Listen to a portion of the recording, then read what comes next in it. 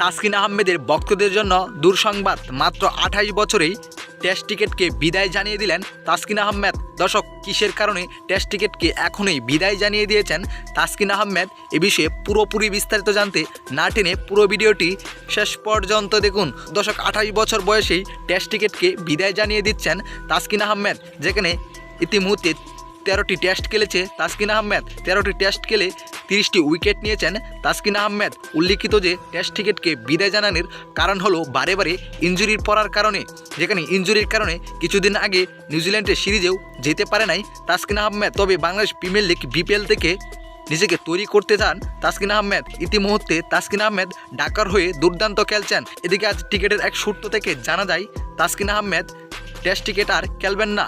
এই বিষয়টি টিকিট বোর্ডদেরকে জানিয়েছেন একটি চিঠির মাধ্যমে, যেখানে তাসকিন আহমেদ লিখেছেন যে আমি আর টেস্ট টিকিট খেলতে চাই না। যদিও আমাকে টেস্ট টিকিট থেকে ছাড়পত্র না দেওয়া হয়, অন্ততপক্ষে আমি 1 বছরের জন্য টেস্ট টিকিট খেলবো না। দর্শক, হঠাৎ তাসকিন আহমেদের এমন সিদ্ধান্ত আপনি কিভাবে দেখছেন অবশ্যই জানাবেন আপনার মতামত আমাদের এই ভিডিওর কমেন্ট বক্সে। ধন্যবাদ।